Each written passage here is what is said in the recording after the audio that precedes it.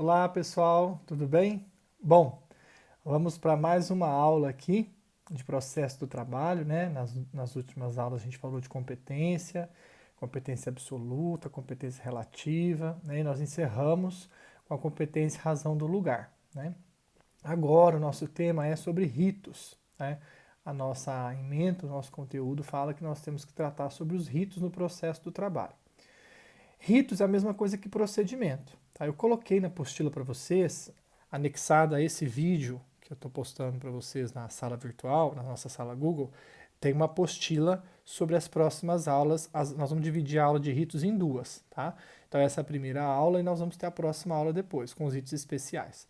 Então eu coloquei para vocês uma apostila, e aí na apostila eu coloco, rapidinho, bem simples, um conceito de processo e procedimento, né? E aí a diferença basicamente é que processo é o conjunto de atos, tá aí, né, que vão sucedendo de forma coordenada na relação processual, né, até atingir a sentença e posteriormente a coisa julgada. Então o processo é uma prática de atos que nós vamos desenvolver durante, né, a relação processual, e o objetivo é chegar no resultado final. O resultado final é a sentença ou um acórdão transitado e julgado, né? Uma decisão que faça a coisa julgada. Então o processo é isso, é uma prática de atos, né, que se desenvolve de forma coordenada durante a relação processual, objetivando o resultado final, que é a resposta definitiva do Estado.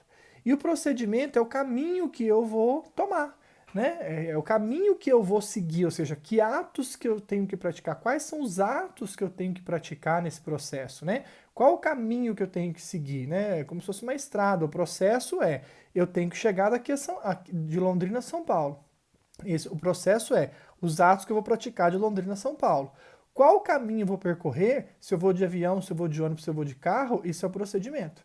Então, o rito, o procedimento, é como eu vou praticar esses atos. Então, eu coloco para vocês aí, ó, rito é a forma, o modo, né, a maneira como os atos processuais são projetados. Como eu vou desenvolver? É o modus faciendi, ou seja, como que eu vou fazer, né, para poder praticar esses atos, que maneira que eu vou praticar, quais são esses atos, o que eu faço primeiro, o que eu faço depois. Então, isso é o procedimento.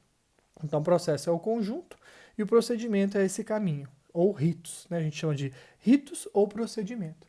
E nós temos, no processo do trabalho, previstos em lei três ritos.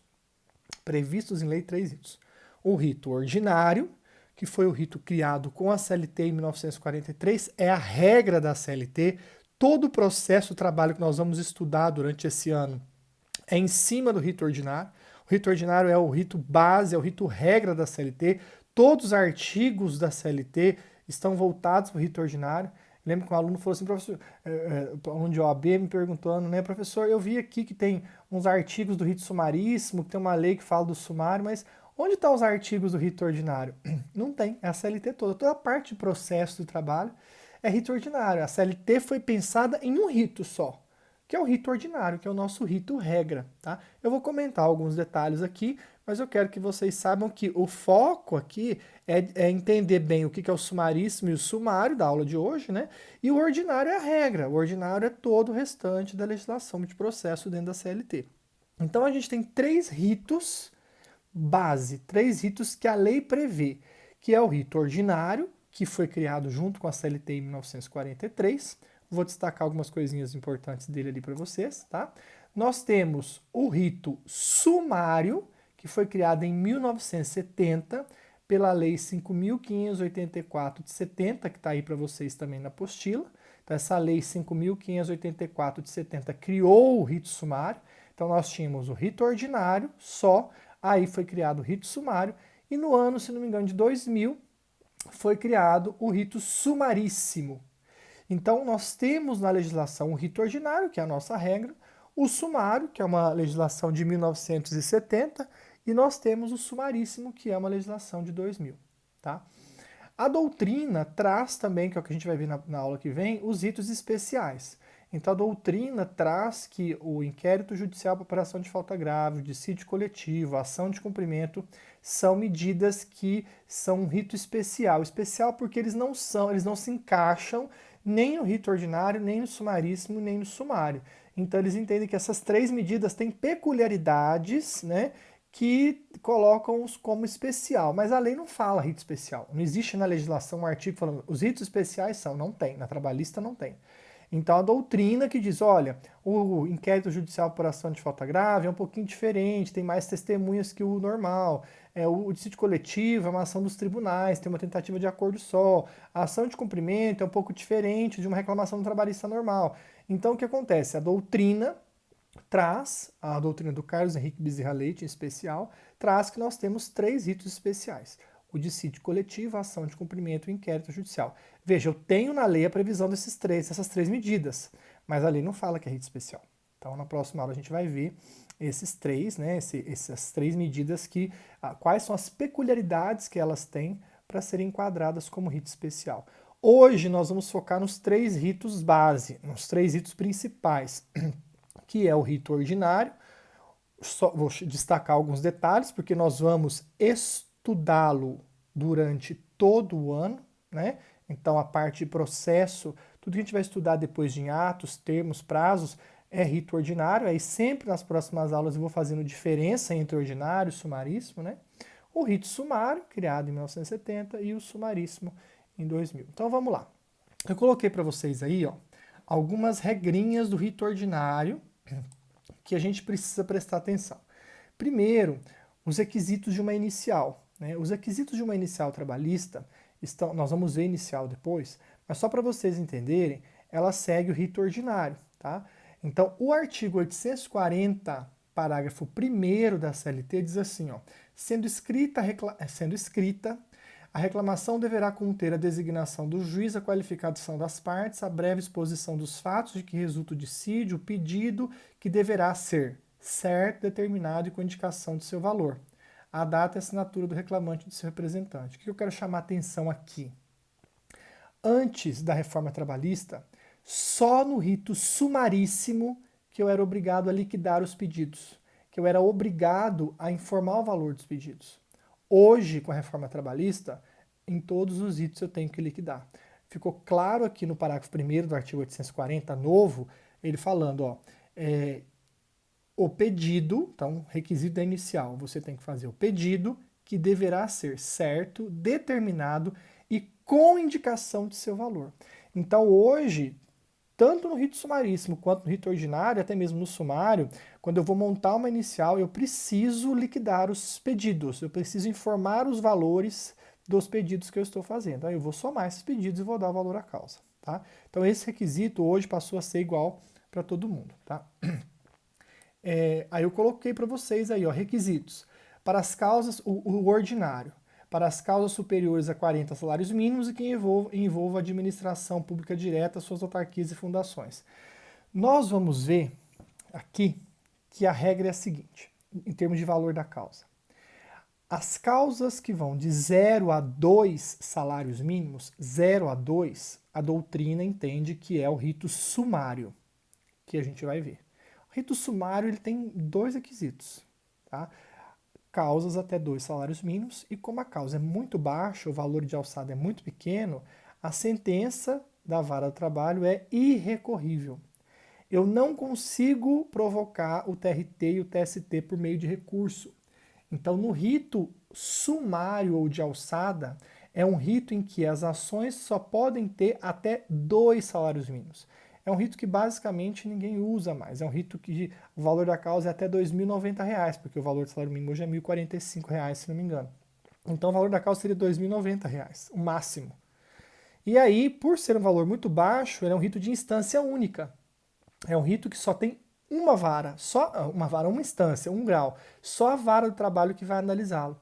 E da sentença desse rito sumário, não cabe nada, não cabe recurso ordinário, não cabe nada. Né? Cabe, no caso, embargo de declaração para a própria vara, né? Sempre cabe. Mas se essa sentença violar a Constituição, aí é possível você fazer já o recurso extraordinário direto para o Supremo.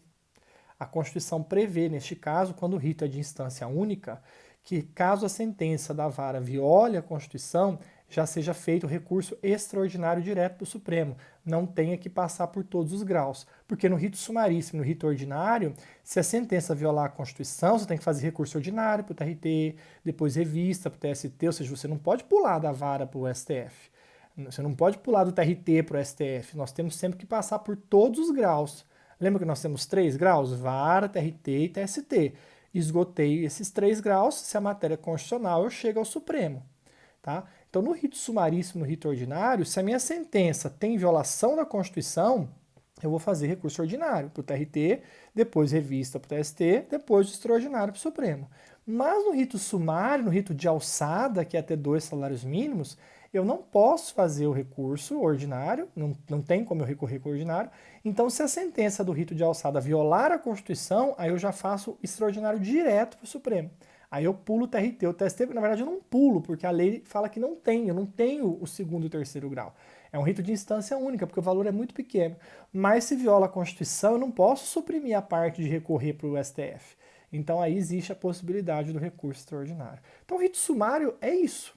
É saber que é uma causa até 2 salários mínimos e que a sentença é irrecorrível. O ordinário já é causas acima de 40 salários mínimos, né? E quando a administração pública for parte, administração direta, autarquia e fundação. Mas aí você pode me perguntar assim, professor, mas você está falando aí, rito sumário é de 0 a 2, o ordinário acima de 40, e nesse meio tempo aí, e o mais de 2 até 40? Então, aí que vai entrar o sumaríssimo.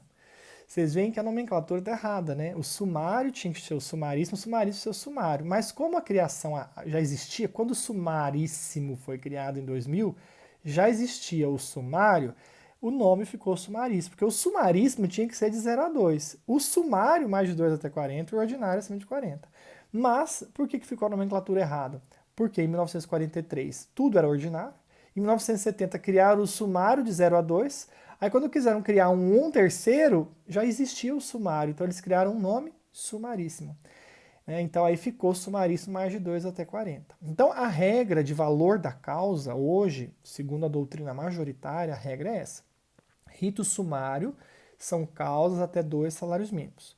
Sumaríssimo, mais de 2, então mais de R$ 2.090, R$ 2.090,01, até 40 salários mínimos. Até 40 salários mínimos, eu acho que é 41.800. Eu coloquei os valores para vocês aqui, depois eu vou revisar a apostila com vocês aqui. Mas o valor de até 40 salários mínimos. Então, sumário de 0 a 2 salários mínimos. Sumaríssimo, mais de 2 até 40 salários mínimos. E ordinário, acima de 40 salários mínimos. Só que, quando for parte na ação a administração pública direta, Estado, município, União, Distrito Federal, tá? E as suas autarquias e fundações, tipo o INSS, né? Aí o rito sempre será ordinário, independente do valor. Então, quando for parte administração pública direta, autarquia e fundação, o rito sempre é ordinário. Cuidado com essa pegadinha, hein? Eu vou cobrar na prova. Então, vocês fiquem espertos com isso. Rito ordinário é a regra quando a administração pública for parte, tá? Administração pública direta, só as autarquias e fundações. Aí não importa o valor, o rito tem que ser ordinário, tá bom? Então eu coloquei para vocês aqui que o rito ordinário são causas acima de 40 salários mínimos, causas que envolvem administração direta, suas autarquias e fundações, depois eu mostro o artigo para vocês, a gente já vai chegar lá. Testemunhas no rito ordinário, no máximo 3, é o artigo 821 da CLT. O artigo 821 da CLT diz que as testemunhas do ordinário é no máximo 3 testemunhas para cada parte. Então, o ordinário, cada parte pode usar até no máximo 3 testemunhas. Tá? Hoje também precisa liquidar os... Eu coloquei 3 testemunhas para cada polo, mas existe uma discussão. Tá? Recentemente, a gente tem visto que são 3 testemunhas para cada parte. Tem alguns juízes que entendem que é para cada polo. Quando falo, dá a diferença polo e parte, que eu posso ter, por exemplo, 3 réus. Então, todos os réus teriam 3 testemunhas. Tem entendimento que, no caso dos réus, cada um poderia usar até 3 testemunhas. Então, eu coloquei na apostila polo, mas vocês podem observar e marcar que esse polo, eu vou até arrumar aqui também para vocês, para já colocar certo. Porque é 3 testemunhas para cada parte. Então, tem alguma divergência em relação a isso, tá? Tem gente que entende que é o polo passivo tem 3 testemunhas, o polo ativo tem até 3 testemunhas. Mas a gente tem visto que recentemente, no polo, quando o polo é passivo e tem litisconsórcio passivo, mais de uma empresa, aí cada empresa teria até 3 testemunhas. Tá? Hoje também é preciso liquidar os pedidos na inicial, então no rito ordinário, acabei de ler com vocês o artigo 840, parágrafo 1º, tem que liquidar os pedidos. Tá? E também a audiência pode ser fracionada. Vocês vão ver que no sumaríssimo a audiência tem que ser una. Apesar de alguns juízes não fazerem una no rito sumaríssimo, dividir, fracionar, a legislação é clara que no sumaríssimo tem que ser una. Então, para a prova de vocês, né, o sumaríssimo tem que ter audiência una. Na prática, vai depender muito do juízo. Tá? Então, tem juiz que fraciona todo o rito, mas não deveria. Porque o legislador é claro, nós vamos ver aqui que o sumaríssimo, a audiência tem que ser una, não pode ter fracionamento. Tá? No ordinário é o juiz que escolhe. O ordinário, se o juiz quiser fazer una, ele faz. Se ele quiser fracionar, ele faz. A parte vai ser intimada antes mesmo, então ela já vai preparada. Se é una, ele vai avisar. Se é fracionada, ele vai avisar. Então, o rito ordinário, quem determina se a audiência é fracionada ou não é o juízo. Tá? Agora, no sumaríssimo, teria que ser una, porque está no texto da lei. Tá bom? Então, eu destaquei esses requisitos principais do ordinário, mas eu vou voltar a comentar com vocês aqui nessa aula mesmo, tá? Então, ficar atento com esses detalhes importantes. O sumaríssimo eu coloquei para vocês aí, ó. Quem está acompanhando, eu coloquei aí na apostila, ó. Artigo 2º da Lei 5.584 de 70, coloquei o artigo 2º aí para vocês, tá? Então, o que o artigo 2º diz para a gente? Ó? Nos dissídios individuais, proposta a conciliação e não havendo acordo, tem umas palavras que eu tenho que arrumar aqui, porque estão com uns acentos estranhos. Nos dissídios individuais, proposta a conciliação e não havendo acordo, o presidente da junta, o juiz titular, tá? Antes de passar a instrução à causa, fixar-lhe-á o valor para determinação da alçada, se este for indeterminado no pedido. Tá, isso. Parágrafo 3º e 4º, é isso que eu quero destacar com vocês. Parágrafo 3º do artigo 2º da Lei 5.584 de 70. Quando o valor fixado para a causa, na forma desse artigo, não exceder 2 vezes o salário mínimo, vigente na sede do juízo, será dispensável o resumo dos depoimentos, devendo constar da ata a conclusão da junta quanto à matéria de fato. Então, quer dizer, já colocou um rito aqui, um rito até 2 salários mínimos, um rito que não exceder 2. Parágrafo 4º. Salvo se versarem sobre matéria constitucional, nenhum recurso caberá das sentenças proferidas nos dissídios de alçada, tá vendo? A lei chama esse rito de alçada. Se vocês forem estudar na doutrina, vocês vão ver rito de alçada ou rito sumário.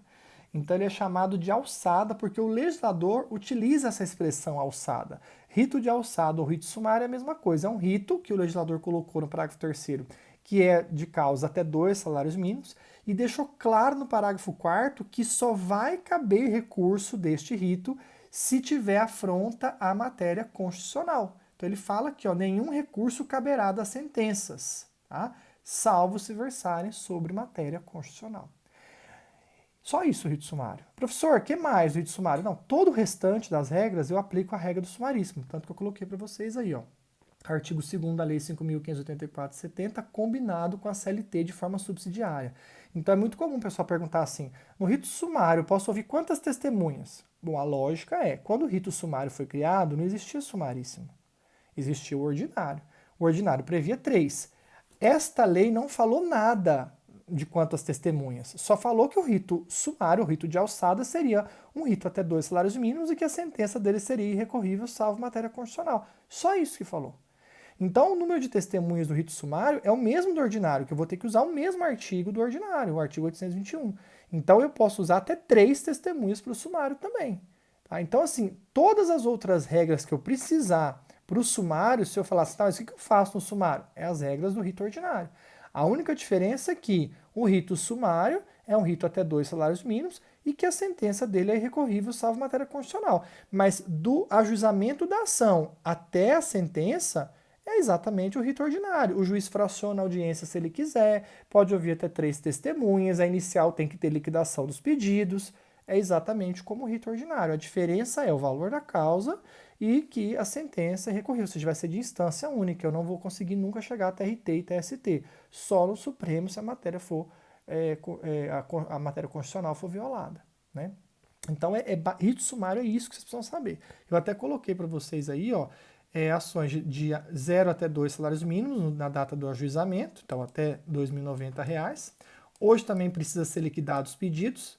A sentença é irrecorrível, salvo matéria constitucional. Aí eu coloquei a base disso. É o artigo 102, inciso 3º da Constituição, e a súmula 640 do STF. Até coloquei aí o trecho da súmula, né, que diz que é cabível recurso extraordinário contra a decisão proferida por juiz de primeiro grau nas causas de alçada. Lembra que a lei falou alçada para esse rito? Então, nas causas de alçada, eu posso fazer extraordinário direto para o Supremo se houver, obviamente, violação da Constituição. Tá?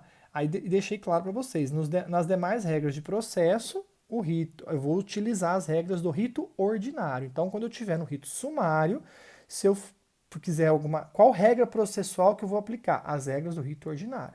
Né? A diferença é que não vai caber recurso. Então, na hora que chegar na parte de recurso, eu não vou poder utilizar, porque não tem recurso para o TRT nem para o TST.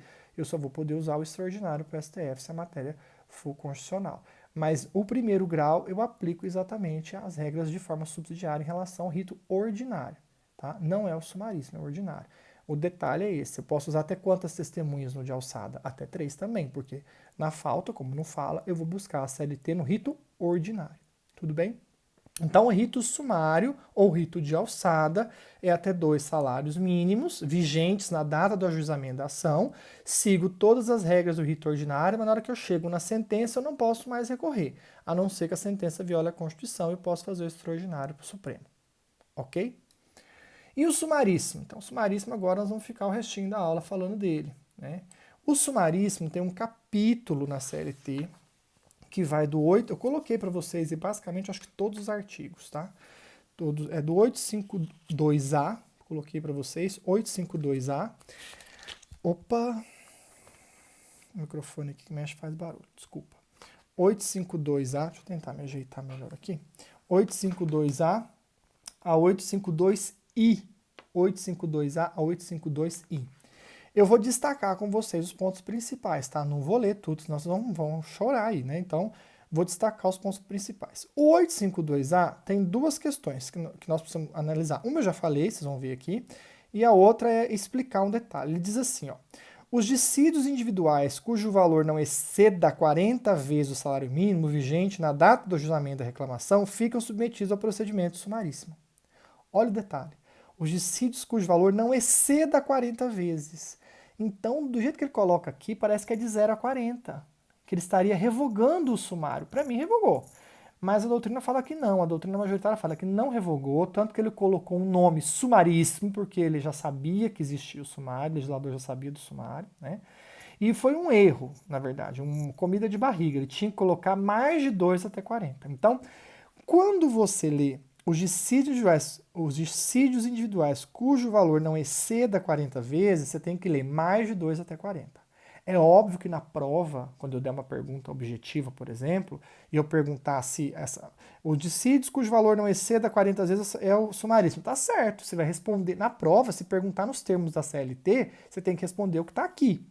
Mas você tem que saber que a doutrina interpreta esse artigo e fala, olha, sumaríssimo é mais de 2 até 40, não é de 0 a 40. Por mais que aqui está falando não exceda e está dando a entender que é de 0 a 40, é mais de 2 até 40, porque senão eu revogaria o sumário, e não revogou o sumário. Então o entendimento que prevalece é que quando eu leio não exceda 40, eu quero dizer, o legislador quis dizer mais de 2 até 40. Coisa do nosso Brasil, né? E o parágrafo único que eu já falei para vocês, é a base que diz que a administração pública direta, autarquia e fundação é sempre rito ordinário. Então tá aqui, ó, parágrafo único. Estão excluídas do procedimento sumaríssimo as demandas em que é parte a administração pública direta, autárquica e fundacional. Então tá aqui a base no 852A, parágrafo único, que a administração pública direta, autarquia e fundação tem que ser rito ordinário, não, independente do valor, tá? Então cuidado. Cuidado com isso na prova, hein? Depois não vai falar que eu avisei. Então, às vezes tem lá INSS, autarquia, você tem que saber, autarquia. União, município, estados, federal, ações contra eles, quando eles são partes, é rito ordinário, independente do valor. O 852B. O 852B fala de alguns requisitos. Fala assim, ó. Nas reclamações enquadradas no procedimento sumaríssimo, 1. O pedido deverá ser certo ou determinado e indicará valor correspondente. Então, hoje, tanto no sumaríssimo quanto no ordinário, tem que ter indicação, tá, do valor no pedido. Qualquer um tem que ter indicação do valor no pedido, tanto no ordinário quanto no sumaríssimo. E o 2 fala, não se fará citação por edital, incumbindo ao autor a correta indicação do nome e do endereço do reclamado. Então, no sumaríssimo, se você informar o endereço errado do réu, e na hora que o juiz mandar notificar que vai por correio, e o correio devolve porque o endereço está errado, o juiz arquiva. Ainda você paga custas, você vai ver aqui. Então, no sumaríssimo, não, se eu precisar de citação por edital, eu não posso entrar com o rito sumaríssimo. Eu tenho que entrar com o rito ordinário e justificar que o rito tem que ser ordinário porque eu vou precisar da citação por edital, porque o réu encontra o local incerto e não sabido. Então tem que tomar cuidado. Não cabe citação por edital no rito sumaríssimo, só no rito ordinário. Tá? O inciso terceiro, a apreciação da reclamação deverá ocorrer no prazo máximo de 15 dias do seu ajuizamento, podendo constar de pauta especial, se necessário, de acordo com o movimento judiciário da vara do trabalho. Aí vocês já sabem, né? Se o juiz entender que teve muito processo, movimentação foi muito grande, ele vai justificar que ele não conseguiu analisar em 15 dias. Isso cai muito nas provas de vocês, porque na prática ninguém analisa muito isso. O juiz não consegue muitas vezes analisar a reclamação do sumaríssimo em 15 dias, né? Ele justifica um movimento, um excesso de processos, de demanda, mas na prática, nas provas, eu tenho que saber que o prazo que o juiz teria para analisar o rito sumaríssimo é 15 dias, tá? Então, no 852B, eu tenho 3 requisitos aí. Um, que o pedido tem que indicar o valor, que hoje está igual ao ordinário, hoje com a reforma trabalhista está tudo igual. Todas as iniciais de qualquer rito no seu trabalho teria que respeitar isso aqui, o pedido tem que indicar o valor, né, correspondente. Não se pode fazer citação por edital no sumaríssimo, então se você precisar da citação por edital, não dá para ser no sumaríssimo, vai ter que ingressar um ordinário, justificar. E a apreciação da reclamação do sumaríssimo tem que ser feita em 15 dias, tá? Do ajuizamento. O que o parágrafo 1º diz? Que se você não respeitar o inciso 1 e 2, que é o indicar o valor do pedido, né? Então lá no pedido você indicar o valor. Se você não fizer isso, e se você citar o réu, mandar citar o réu no endereço errado, voltar o AR, vai ocorrer, importará no arquivamento da reclamação, arquivar e extinguir sem resolução do mérito. Arquiva a reclamação, tá? E condenando o pagamento às custas sobre o valor da causa. Então, o reclamante ainda vai ser condenado a pagar custas sobre o valor da causa se ele desrespeitar o inciso 1 e 2, que é não indicar o valor no pedido ou indicar o endereço errado e o réu não ser citado no endereço correto e precisar de citação por edital, não vai poder, o juiz vai arquivar e o reclamante vai pagar custas. Tá? As partes advogados. O parágrafo 2º está orientando que as partes advogados sempre têm que informar o endereço correto. O endereço das partes, dos advogados, sempre tem que estar atualizado no juízo, porque pode acontecer das intimações serem via correio. Hoje é PJE faz tudo no sistema, mas em varas que o processo ainda é papel, as intimações são feitas tudo por correio. Então, se o endereço está errado e o advogado não atualizou, presume-se que ele recebeu a notificação no endereço que está ali. Então, por isso que as partes, os advogados, eles pedem para que o endereço seja atualizado, porque vai presumir que foi feita a intimação naquele endereço que está informado no juízo. Com o PJE, isso já está superado, né? Mas a gente sabe que nem todo o Brasil ainda tem PJE em tudo, tá? Porque com o PJE você intima pelo sistema, o problema está resolvido, tá? O 852C, ele fala o que eu coloquei para vocês, que a audiência tem que ser una no sumaríssimo, então não pode fracionar, está claro que as demandas sujeitas a rito sumaríssimo serão instruídas e julgadas em audiência única, sob a direção do juiz, que poderá ser convocada para atuar, um substituto para atuar simultaneamente com o titular. A ideia aqui do 852C é que a audiência no sumaríssimo tem que ser una. Tá? O 852D fala que o juiz dirigirá o processo com liberdade, aqueles poderes de Grayskull, que eu falo que o juiz de trabalho tem, né?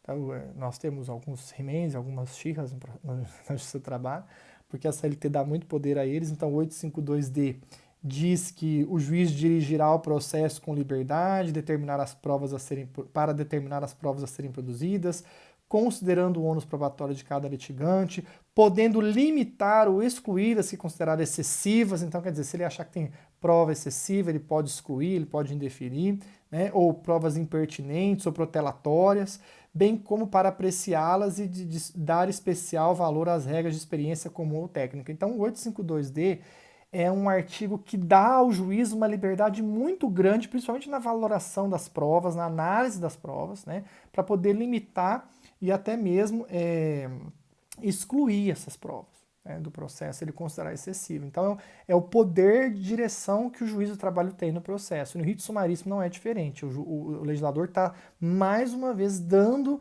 esse poder ao juiz dele ter uma autonomia grande no processo, de dirigir o processo da maneira mais correta, mais adequada e mais célere possível, tá? Porque ele fala aqui, no caso de prova protelatória, né, o juiz pode impedir, excluir, tá bom? E dá a possibilidade do juiz avaliar as regras de senso comum, né, da região, tá? Então, o juiz tem uma liberdade muito forte no processo de trabalho e aqui no rito sumaríssimo não é diferente.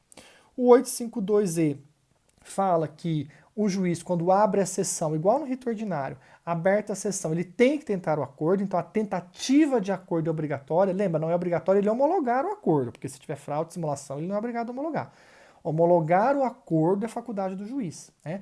Mas ele é obrigado a tentar. Então o 852E fala que no rito sumaríssimo também, aberta a sessão, o juiz esclarecerá as partes presentes sobre as vantagens da conciliação, aí que vem o perigo, ó, e usará os meios adequados de persuasão para a solução conciliatória do litígio em qualquer fase da audiência. Em qualquer fase da audiência. O que esses meios, e usará os meios adequados de persuasão? Aqui que é o risco. Aqui é o risco do juiz extrapolar e muitas vezes a gente vê em audiência o juiz forçando o acordo e falando, se você não pagar 10 mil, eu vou te condenar a 20. Então, quer dizer, isso não é o meio de persuasão correto, porque aí o juiz está pré-julgando. Então, ele não teve a instrução ainda, ele não sabe o que aconteceu. Então, a gente vê aqui, às vezes, posturas adequadas de como o juiz trabalha um acordo, convencendo as partes, mostrando que é o melhor, que é isso que ele tem que fazer, e muitas vezes o juiz se excedendo. Eu sempre falo, quando a audiência é gravada, a postura do juiz é uma, quando a audiência não é gravada, muitas vezes a gente vê uma outra postura, né? Então, quando há excessos, é lógico que o advogado pode fazer correção parcial, é lógico que o advogado pode questionar isso, né? Mas a gente tem que observar que o juiz tem sim que convencer, mostrar às partes que o acordo é melhor, mas ele tem que usar de meios adequados, ele não pode se exceder e aí gerar prejuízo para as partes. Então, vocês estão assistindo às audiências, vocês veem, cada juiz tem uma postura, tem um juiz que força muito o acordo e tem juiz que trabalha muito o acordo, é diferente, forçar o acordo e trabalhar o acordo. O juiz deve trabalhar o acordo e não forçar o acordo, tá? O 852F fala que na ata de audiência o juiz vai registrar resumidamente os atos essenciais, né? Então não tem que ser uma ata extremamente detalhada. Hoje, com as audiências gravadas, isso facilita muito. Não tem que ficar mais digitando, registrando tudo na ata, né? Então, mas aqui fala que serão registrados resumidamente os atos essenciais, as afirmações fundamentais das partes e as informações úteis à solução da causa, né? Trazidas pela prova testemunhal. Então, o juiz vai registrar na ata aquilo que ele entender que é mais importante, que realmente é relevante para o processo. Aquelas respostas que forem relevantes, forem de um jeito que o juiz entende que não vale, pode comprometer, que é um pouco suspeito, ele pode não constar. Mas quando a audiência é gravada, isso fica superado também, né? Então, a ata do sumaríssimo, a ideia do sumaríssimo é que seja um rito mais rápido, mais resumido, mesmo pelo valor, né? Que é mais de 2 até 40 salários mínimos, tá? O 852G são decididos de plano todos os incidentes e exceções que possam interferir no prosseguimento da audiência. Então, o juiz tem que resolver a exceção de incompetência territorial, ele tem que resolver essas questões antes de seguir com a audiência. Isso precisa ser resolvido. Em qualquer incidente que aconteceu antes, né, que foi trazido pelas partes, o juiz precisa resolver isso primeiro para depois seguir com a audiência, né? Então, agora, outras questões ele pode deixar para resolver na sentença. Mas aqueles incidentes, como por exemplo uma exceção de incompetência territorial, tem que ser solucionada antes da audiência da audiência de instrução seguir. Ele tem que resolver isso antes de prosseguir com a audiência. Então, antes dele começar a audiência, ele tem que resolver essa questão da incompetência territorial, por exemplo, né? Outras questões que ele puder deixar para a sentença, ele deixa, tá? E o 852H é o nosso penúltimo artigo aí, fala das provas. Ele fala assim, todas as provas serão produzidas na audiência de instrução e julgamento, ainda que não requeridas previamente. Ou seja, eu não preciso requerer a intimação de testemunha. O CPC fala que eu tenho um prazo, se não me engano, até 15 dias antes da audiência, requerer, né, a intimação das testemunhas. No processo do trabalho não precisa. No processo do trabalho, eu posso levar as testemunhas independente de intimação. Só que tem um detalhe aqui. Primeiro, no rito ordinário, eu posso usar até 3 testemunhas para cada parte, como nós já falamos, né? Alguns defendem que é para o polo, né? Como eu expliquei para vocês. No sumaríssimo, eu posso usar até 2 testemunhas para cada parte. Está aqui no parágrafo 2º. As testemunhas até o máximo de 2 para cada parte comparecerão à audiência de instrução e julgamento independentemente de intimação. Independentemente de intimação. Então eu não preciso intimar. Eu não preciso intimar. Tá? Só que tem um detalhe. Se eu não intimar, se o rito for ordinário, tudo bem. Chegou lá, eu falo para o juiz de excelência, eu chamei o João não veio, e eu preciso adiar a audiência. O juiz vai, então, adiar a audiência e vai mandar intimar o João. Sem problema nenhum. No sumaríssimo, não. No sumaríssimo, se eu chegar para o juiz e falar, excelência, eu chamei o João não veio, eu preciso adiar a audiência. Ele vai falar assim, cadê o convite? Você precisa comprovar o convite. Então você não precisa mandar intimar a testemunha, mas você precisa ter o cuidado de ter um comprovante de uma carta do convite, um e-mail, ou alguma coisa que a testemunha, que você comprova para o juiz que ela foi convidada e não compareceu, para você conseguir adiar a audiência. Porque se você não comprovar esse convite, não adianta. Eu pedi para intimar. Não. Você não precisava ter pedido para intimar. Pode vir independente de intimação. O que você precisa comprovar para mim é que você convidou. Então, o parágrafo 3º diz: só será deferida intimação de testemunha que comprovadamente convidada deixar de comparecer. Não comparecendo a testemunha intimada, o juiz poderá determinar sua imediata condução coercitiva. Então, quer dizer, eu chamo o João, mostro para o juiz que eu convidei o juiz então vai adiar a audiência, vai mandar intimar o João. Se o João não comparecer, depois de intimado, aí o João vai ter que comparecer de forma coercitiva. Se eu chegar lá para o juiz no rito sumaríssimo e falar que o João não veio e não mostrar o convite, o juiz não vai deixar eu adiar, a audiência vai prosseguir.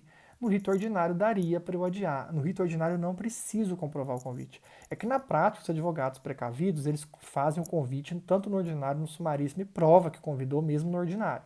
Mas no ordinário eu não preciso comprovar convite. Tá? O que eu preciso comprovar convite é no rito sumaríssimo. Tá? O parágrafo 1º diz que, sobre os documentos apresentados por uma das partes, manifestar-se-á imediatamente a parte contrária, sem interrupção da audiência, salvo absoluta impossibilidade a critério do juiz. O que é isso? Quando eu ingresso com a inicial, o réu vai na audiência levar a defesa.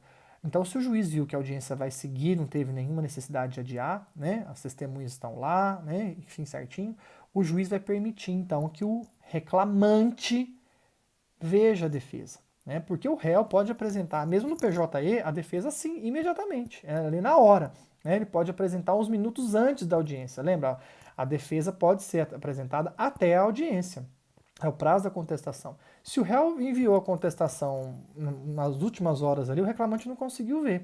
Então o juiz vai permitir ali naquele momento, então antes de começar a ouvir as partes, de instruir efetivamente, o juiz vai tentar o acordo. Vocês viram aqui, aberta a sessão, tenta o acordo. Não deu acordo, ele vai falar para o reclamante que ele tem que olhar os documentos que o réu juntou na defesa e ele vai poder impugnar ali, imediatamente, os documentos.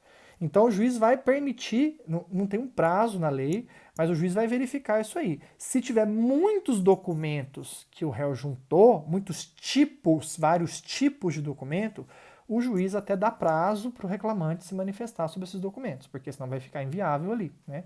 Agora, se são poucos tipos, às vezes tem lá 50 cartões pontos, mas é tudo cartão ponto. Então você pode fazer uma impugnação de todos os cartões pontos. Eu vou impugnar os cartões pontos no horário de entrada e saída de intervalo, porque não condizem com a realidade dos fatos. Não tem como você olhar os 50. Se o juiz quiser que você olhe os 50, vai ter que te dar prazo. Né? Então, ou seja, se existe poucos tipos de documento, é na audiência que o advogado do reclamante tem que impugnar esses documentos, porque está falando aqui, ó, sobre os documentos apresentados por uma das partes, manifestar-se-á imediatamente a parte contrária, sem interrupção da audiência. Então, quer dizer, doutor, a defesa está ali, você pode olhar aí no computador os documentos, estão aí, pode impugnar os documentos. E o advogado, então, vai ali olhando um a um e vai impugnando, e o juiz vai reduzindo ali. Se a audiência for gravada, tudo bem. Se não for gravada, vai reduzindo na ata essa impugnação. Quais documentos o advogado está impugnando. E é importante que o advogado impugne os documentos, porque aí ele está traçando controvertidos, pontos controvertidos. Se o advogado não impugnar o documento, quer dizer que aquele documento é verdadeiro, não cabe prova. Se o cartão ponto não é impugnado, é porque ele está certo.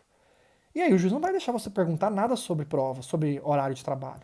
Não vai fazer ele não vai deixar você fazer prova nenhuma sobre horário de trabalho, porque você não impugnou o cartão ponto.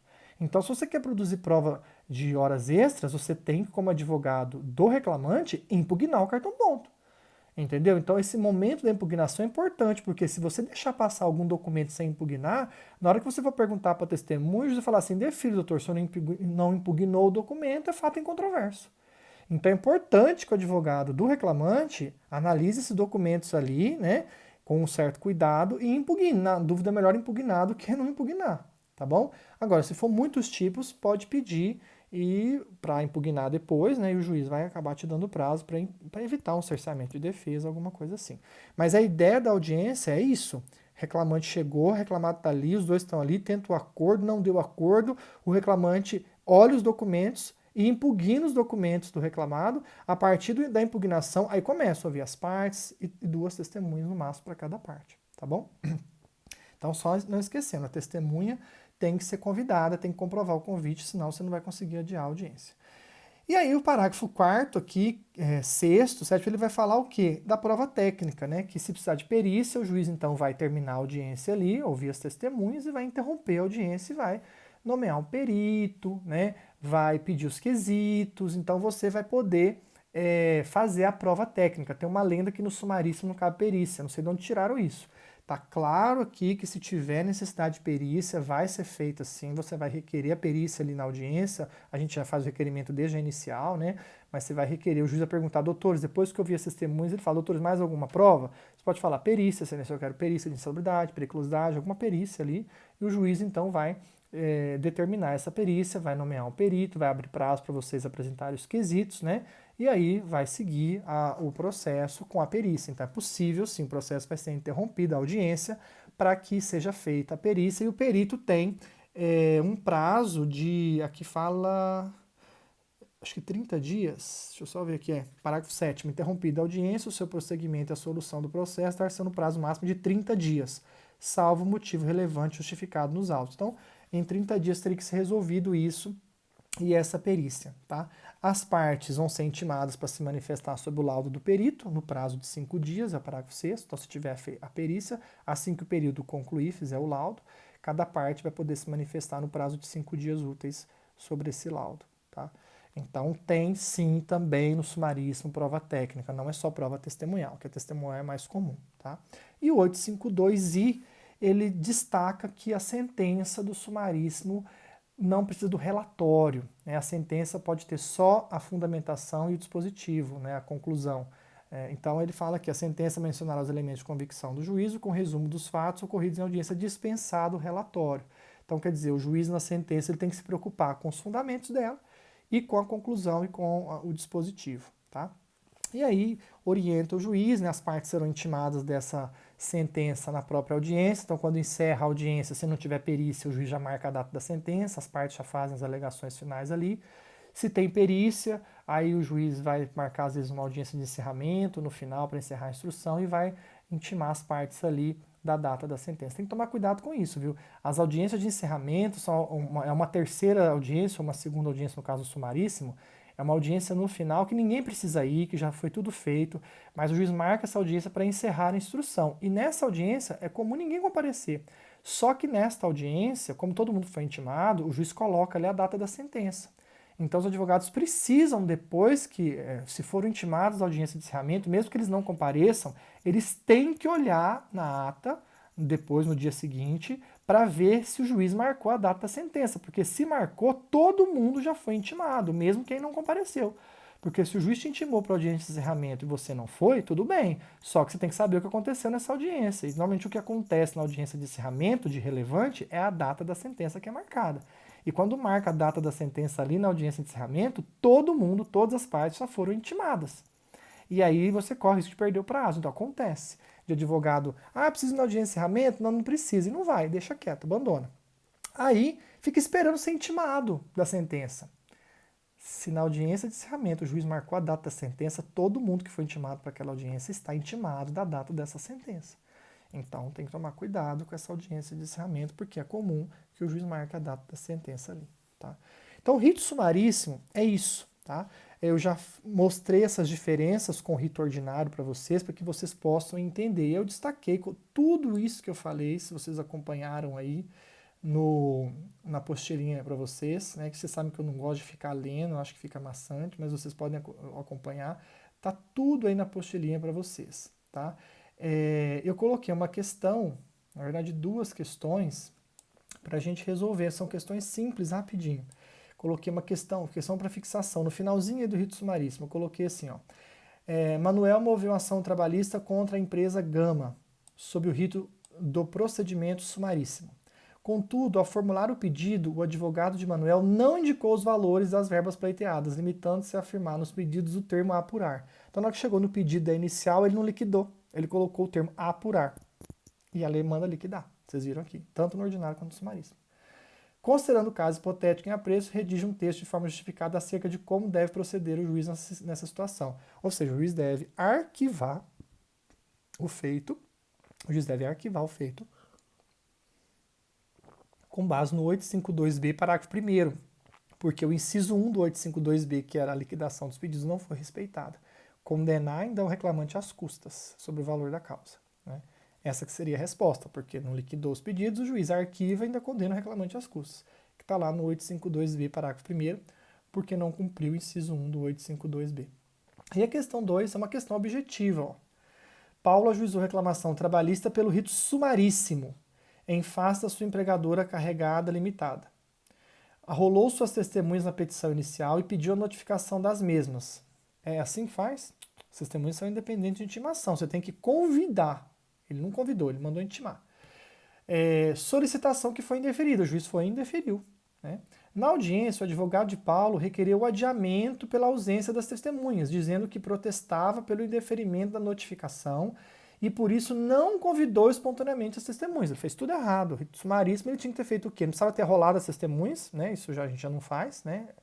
Você convida e comprova o convite. Fica com o convite. Quando chega na audiência, você comprova, né? O requerimento foi indeferido pelo juiz que prosseguiu com a audiência, ou seja, o juiz está certo ou está errado? O cara chegou lá, pediu para intimar, não era esse o procedimento, falou que não precisava intimar, a CLT fala que não tem que intimar antes, você tem que levar independente de intimação, mas comprovar o convite. Ele não comprovou o convite de ninguém. Né? Então aí, o que acontece?